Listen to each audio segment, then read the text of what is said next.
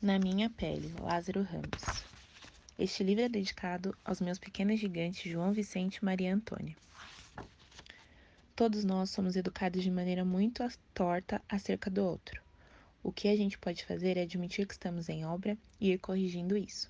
Emicida, em entrevista para Lázaro Ramos no programa Espelho, em 2016.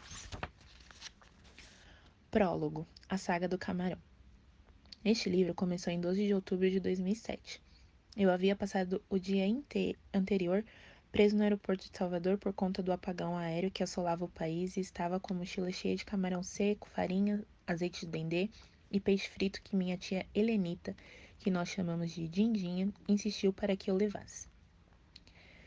Tinha medo de que tudo aquilo estragasse e o cheiro começasse a se espalhar pelo avião. Aterrissei no Rio com as minhas iguarias intactas e segui direto para a reunião com a editora, que deveria ter acontecido na véspera, mas havia ficado para o fim da tarde daquele sábado. Comprei gelo na saída do aeroporto, que enfiei dentro de um saco junto com o camarão para ver se mantinha tudo fresco, e me encaminhei para lá. Eu já tinha uma proposta na cabeça, ou melhor, várias. Um livro infantil baseado em uma peça que escrevi, um livro a partir de um texto que, além de nome, A Velha Sentada, só tinha 8 páginas escritas. Um livro com as entrevistas colhidas ao longo de 3 anos de programa Espelho, que eu dirijo e até hoje apresento no Canal Brasil. Foi aí que começou a aventura. Todas as minhas ideias foram rejeitadas e veio a provocação final. Por que não falar da sua experiência como ator negro? As 2 perguntas que mais fazem a um ator negro, além das básicas. Esse programa é um presente para você? E você prefere fazer teatro, cinema ou TV? São: sendo um ator negro, o que acha dessa coisa toda de racismo? Como é fazer um médico, arquiteto, surfista, rock santeiro, boêmio da Lapa, padre, gay, ou seja lá quem for, negro?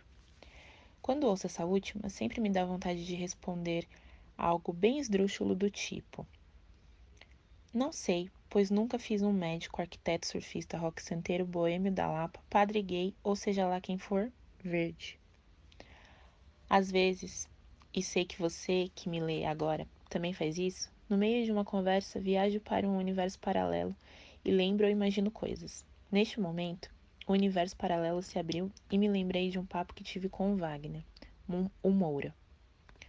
Depois que nos mudamos de Salvador para o Rio, ai meu Deus, tá começando a cheirar forte o camarão, em que ele, meio entristecido, disse que estava cansado, pois só achava para fazer papéis de bandido nordestino.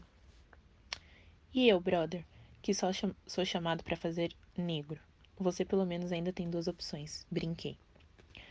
Aterrisei de volta para a sala de reunião e fiz logo uma piada daquelas com fundo de verdade. Só se o livro se chamar É a Última Vez que Falo sobre Isso. Talvez eu tenha conseguido fazer piada, porque àquela altura eu já estava me sentindo satisfeito com o fato de ter na televisão um programa como um espelho, em que a liberdade é total, sem o filtro de ninguém e no tom que nos conviesse. Falar sobre questões raciais no livro estava fora de cogitação. Ou talvez eu estivesse sentindo o temor de ter mais uma vez, um branco na chefia, controlando o que eu pensava. Me pareceu mais sábio continuar a ter liberdade do espelho do que o filtro de outra voz. Voltei para casa com os pensamentos martelando na cabeça. Não dá, é muita exposição. Será que sei mesmo falar sobre esse assunto? Se for tentar, tem que ser no mesmo tom do programa. Faria esse livro com humor e poesia. Será que coloco o dreadlock de novo?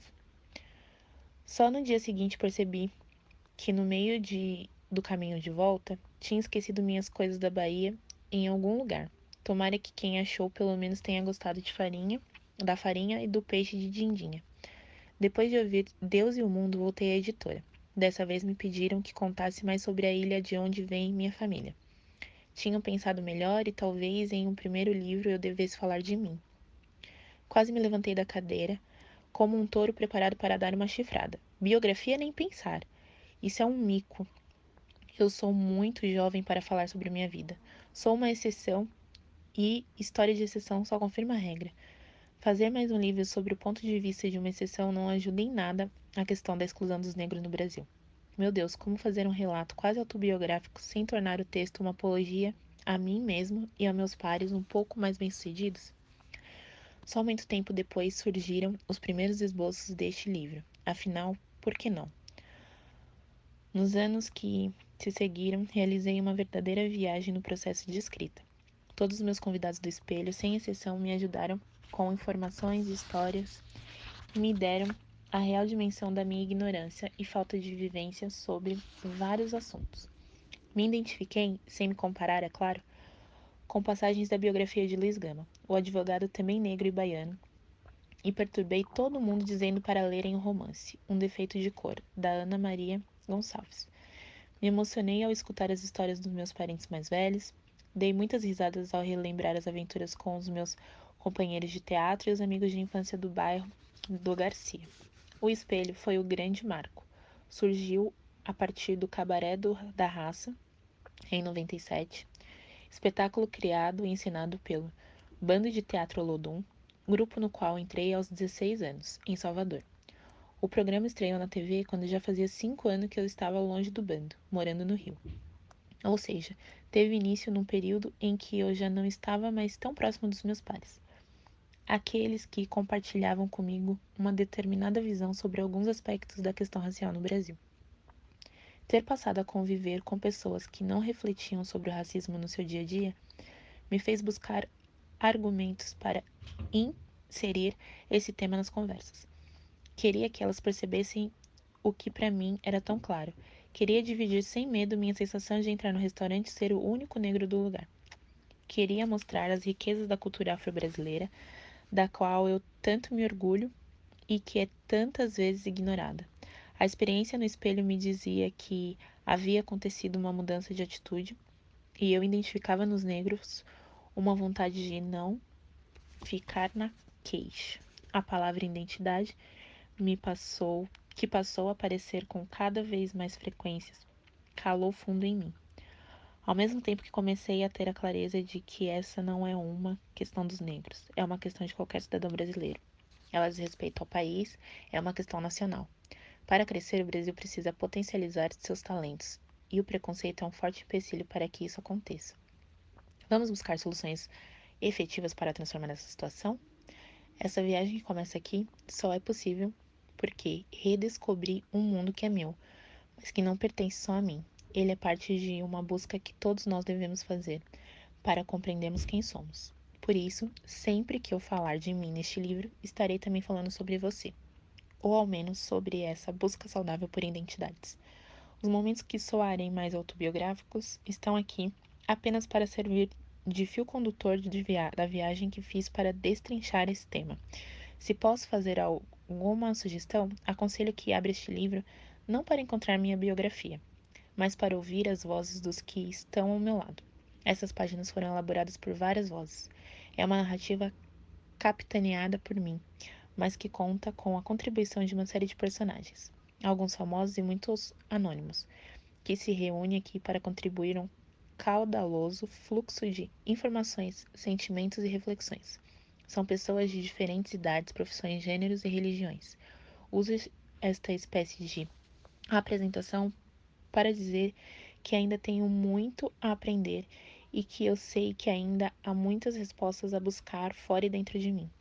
Não sou um acadêmico ou um pensador com trabalhos voltados para esta temática, e nunca pretendi expor aqui um estudo, mesmo que informal, sobre as questões raciais no Brasil.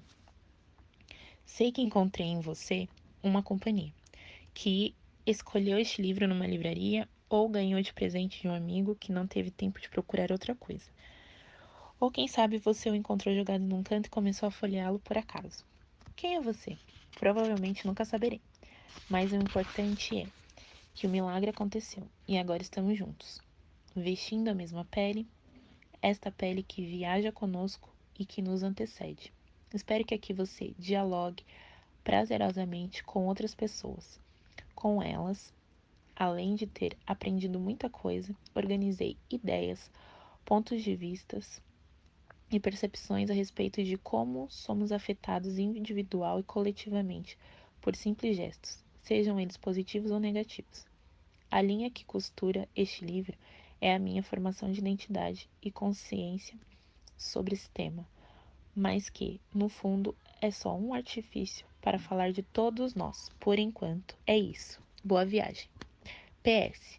Anos depois, um taxista me disse, de forma efusiva, grande Álvaro Gomes. Sim, ele errou meu nome.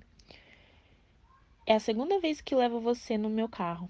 Da última vez você estava caladão e até esqueceu um pacote com cheiro de bacalhau no porta-malas. Eu imediatamente perguntei: E você fez o que com o pacote? Sabe que nem lembro.